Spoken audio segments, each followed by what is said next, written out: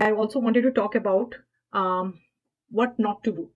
So while you are teaching the kid emotional regulation, um, try not to mix it up with hunger.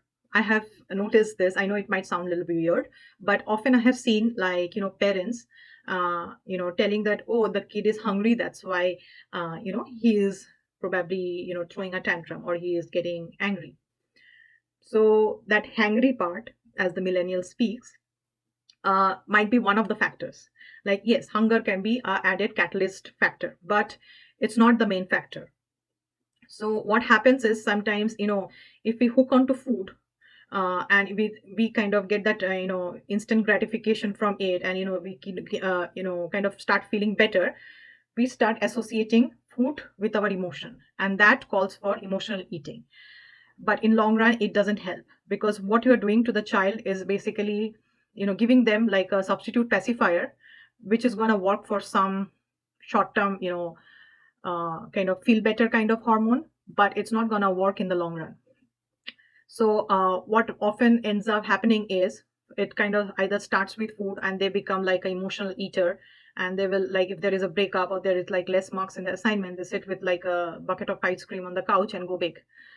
And or, like, if they're not the foodie kind and they're a little bit health conscious, they just try to seek for like, say, drug abuse or alcohol or any kind of external factor, for example, like, peer group where they feel popular.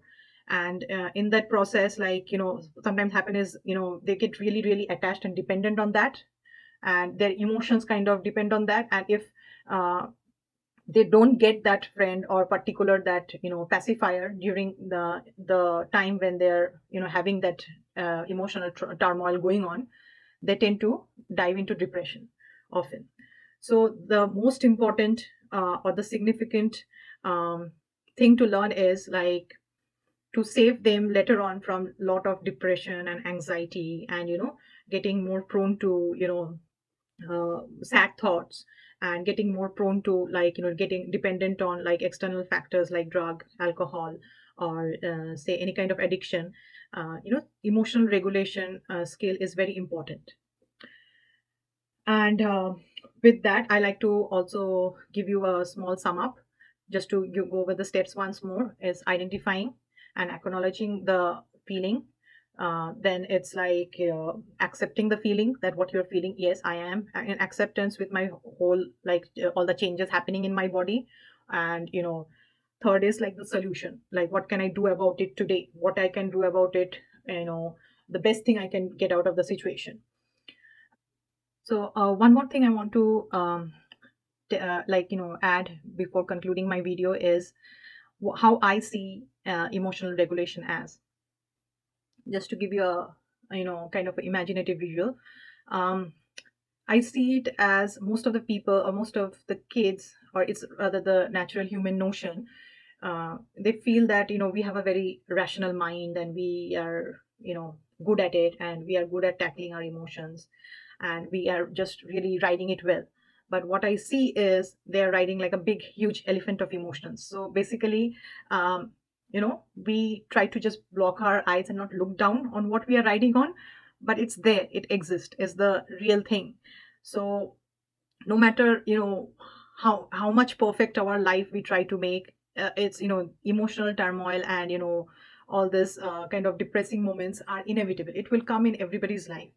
So the best thing you can do for your child is to start early, so that you get more time to help them process, guide, and because this is a skill that needs to be acquired, it has to be learned. This we are not born with. Our executive memory keeps developing till 21.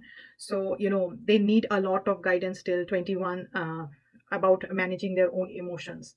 And they you either can teach them structurally like this, or you can they will learn it the hard way, but anyway they will have to go through this.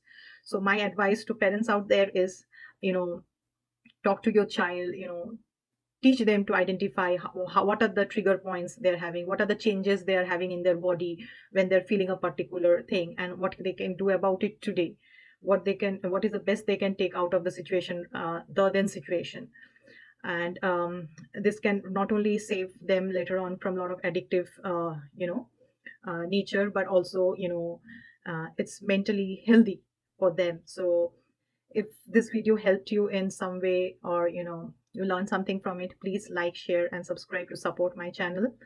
And I hope this helps your child in some way. If you have any questions, feel free to comment, and I will be happy to help you in some way or the other.